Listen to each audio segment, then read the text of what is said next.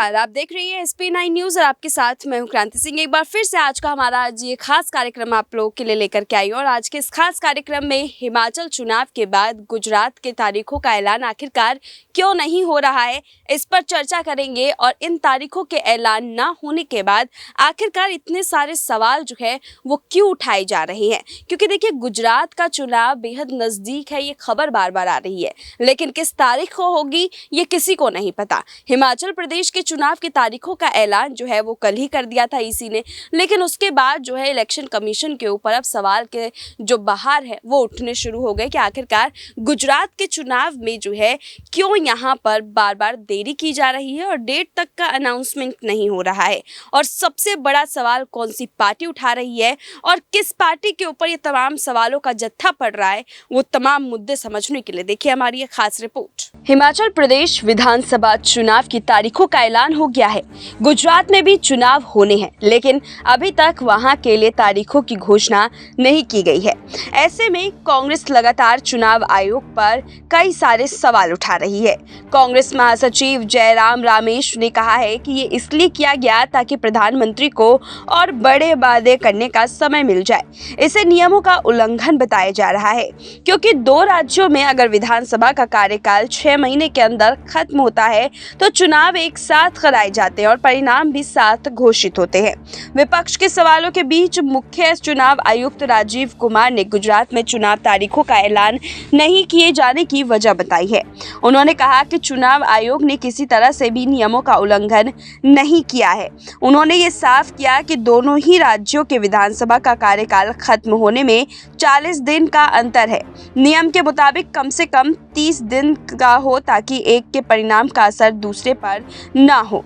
चुनाव आयोग पर उठते सवालों को बढ़ता देख राजीव कुमार ने कहा कि चुनाव की तारीखों के ऐलान से पहले कई बातों का ध्यान रखना होता है। हिमाचल प्रदेश पहाड़ी क्षेत्र है, इसीलिए चुनाव आयोग चाहता है कि बर्फबारी से पहले प्रदेश में चुनाव हो सके। उन्होंने नियमों का उल्लंघन होने वाली बात को गलत करार दिया। दरअसल गुजरात और हिमाचल प्रदेश में हमेशा से ही आसपास की तारीखों में चुनाव होते आए हैं। दोनों की तारीखें भी आसपास ही तय की जाती है। यही कारण है कि चुनाव आयोग पर सवाल उठने लगे हैं। 2017 में दोनों राज्यों में नवंबर में चुनाव हुआ था और दिसंबर में एक साथ चुनाव परिणाम आए थे। हालांकि गुजरात में 2 चरणों में वोटिंग हुई थी। वहीं हिमाचल की बात करें तो यहाँ इस बार 12 नवंबर को मतदान होगा और 8 दिसंबर को काउंटिंग होगी। चुनाव के लिए अधिसूचना 17 अक्टूबर को जारी होगी। नामांकन करने की आखिरी तारीख 25 अक्टूबर है और 19 अक्टूबर तक नाम वापस ले सकते हैं।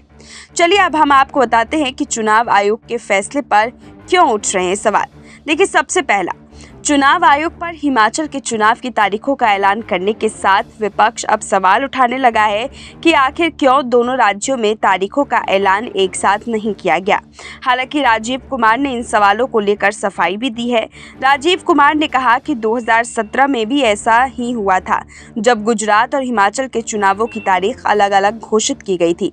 आयोग चुनाव कार्यक्रम की घोषणा करने में परंपरा का पालन करता है, इसीलिए आयोग ने पिछली परंपरा को देखते हुए इस बार भी तारीखों का ऐलान किया। दूसरा, उन्होंने ये वजह बताया कि कांग्रेस नेता आलोक शर्मा ने साफ तौर पर कहा कि गुजरात चुनावों की तारीखों की घोषणा में इसलिए से देरी की जा रही है क्योंकि मौजूदा सरकार को आदर्श आचार संहिता लागू होने से पहले और ज़्यादा कल्याणकारी योजनाओं को शुरू करने का मौका मिल सके। इस पर चुनाव आयोग ने कहा कि पिछले चुनाव में राज्यों के बीच का अंतर इससे भी ज़्यादा था। आयोग ने 2017 में आई बाढ़ का हवाला देते हुए कहा कि तब भी अलग अलग ऐलान किया था। तीसरा, अगर हम मुद्दा उठाएं तो देखिए, विपक्ष 2017 की स्थिति को इस बार की स्थिति से अलग बताते हुए सवाल खड़े कर रहा है। जब हिमाचल में चुनाव की तारीखों का ऐलान 13 अक्टूबर और गुजरात का चुनाव 12 दिन बाद 25 अक्टूबर को घोषित किया गया था, तब बाढ़ की स्थिति को देखते हुए ये फैसला लिया गया था। चुनाव आयोग ने भी कहा कि ऐसा केवल एक ही बार किया जा रहा है। 2012 में एक साथ चुनावों का ऐलान किया गया था। 2017 में केवल असाधारण स्थिति स्थिति का हवाला देते हुए अलग अलग समय पर चुनाव कराए गए थे। विपक्ष का कहना है कि गुजरात में पीएम मोदी की तमाम रैलियां और सभाओं को लेकर पहले से ही योजना बना दी गई है। विपक्ष ने पीएम मोदी की 31 अक्टूबर की रैली को लेकर तमाम सवाल खड़े किए हैं। यहां तक कि विपक्ष ने कहा है कि पीएम मोदी अपनी तमाम रैलियां समाप्त होने और योजनाओं का उद्घाटन करने के बाद चुनाव आयोग को चुनाव की तारीखों का ऐलान करने के लिए कह देंगे। सीधे तौर पर चुनाव आयोग पर अब विपक्ष की उंगलियां उठने लगी और देखिए ये उठना भी लाजमी है, क्योंकि यहाँ पर चुनावी तारीखों का ऐलान अगर जब तक नहीं होता है तब तक इसी तरीके से सवाल जो है वो यहाँ चुनाव आयोग और बीजेपी के ऊपर जो है लगते रहेंगे। अटकलें हैं कि गुजरात में चुनाव की 8 दिसंबर के पहले हो जाएंगे। सवाल ये है कि आयोग ने दोनों राज्यों के लिए चुनावी तिथियों का ऐलान एक साथ नहीं किया। इसके मायने क्या है, विपक्ष क्या कहना है, चलिए ये भी समझ लेते हैं ज़रा। देखिए, दरअसल चुनाव आयोग ने आज हिमाचल प्रदेश के चुनावी तिथियों का जब ऐलान कर दिया था तो उसके बाद से सवालों के घेरे में जो है वो कई सारी चीज़ें निकल कर के आने लग गई। ऐसे में अटकलें हैं कि गुजरात में चुनाव की 8 दिसंबर से पहले हो जाएंगे। सवाल ये है कि क्यों आयोग ने दोनों राज्यों के चुनावी तिथियों का ऐलान एक साथ नहीं किया, इसका मायने क्या है, विपक्ष क्या कहना चाहती है, ये हमने आपको बखूबी बताया।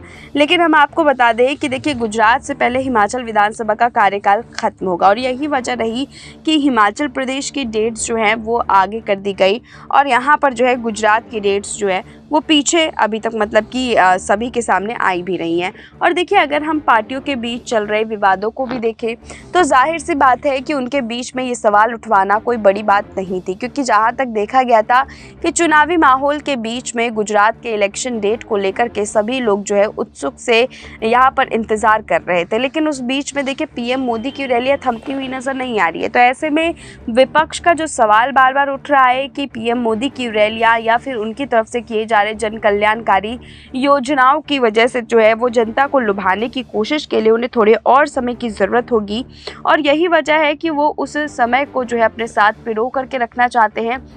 और देखा जाए तो अंदरूनी तौर पर जो है वो इसी चीज़ को बढ़ावा भी देना चाहते हैं और यही वजह है कि चाहे कुछ भी हो जाए लेकिन तारीखों के ऐलान से पहले वो अपना खेला कर देना चाहते हैं। तो देखिए, विपक्ष भी कई हद तक जो है अपने बातों को और मंसूबों को लेकर के सच दिखाई दे रहा है। ऐसे में बीजेपी के लिए बड़ी मुश्किल होगी चुनाव इस बार का जीत पाना, क्योंकि देखिए, जनता के सामने जो विपक्ष बार बार आवाज़ उठा रहा है वो आवाज़ सबूतों के आधार पर उठा रहा है। ऐसे में बीजेपी के लिए मुश्किल खड़ी करना यहाँ पर जो है विपक्ष के लिए कोई बड़ी बात होती हुई नज़र नहीं आ रही है। आप लोग को क्या लगता है, क्या यहाँ पर इस चुनावी मौसम के बीच में आम आदमी पार्टी और कांग्रेस जो पलटवार बार बार कर रही है बीजेपी के ऊपर, क्या ये सबसे बड़ा नुकसान इस बार बीजेपी को पहुँचाएगा?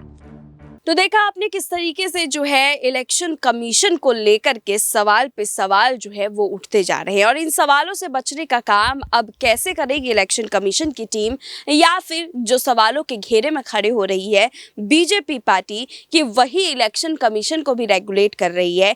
क्या बीजेपी इसका मुंह तोड़ जवाब देगी और क्या बीजेपी जो है वो अपने आप को साफ सुथरे छवि वाले लोगों के बीच में ला करके रखेगी कि हमको वोट दीजिए, क्योंकि देखिए अब इलेक्शन कमीशन के ऊपर सवाल उठ रहे हैं, करेक्शन बीजेपी के साथ बताया जा रहा है। तो जाहिर सी बात है कि ऐसे में बीजेपी के वोट बैंक पे बड़ी सेंधमारी होगी, लेकिन इसको रोकने के लिए क्या बीजेपी अपनी तैयारियों में जुट पाएगी या नहीं? और एक और सवाल आप सभी के लिए कि क्या यहाँ पर इलेक्शन कमीशन के तार सच में बीजेपी के साथ जुड़े हुए, इसी वजह से गुजरात इलेक्शन को लेकर के डेट अभी तक फाइनल नहीं हो पा रही है? कमेंट में जरूर बताइएगा और तमाम ऐसी अपडेट्स के लिए देखते रहिए SP9 न्यूज़।